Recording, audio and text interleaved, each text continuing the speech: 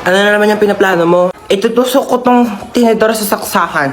Bakit? Kasi, napanood ko sa YouTube, magkakaroon daw ako ng powers. Yung power niyan, papasok sa katawan mo, makukuryente ka. Ayun nga yung point, diba? Para nga pumasok yung kuryente sa katawan ko para magkaroon ako ng powers. Okay, bahala ka dyan. Basta sinabihan na kita. Talaga?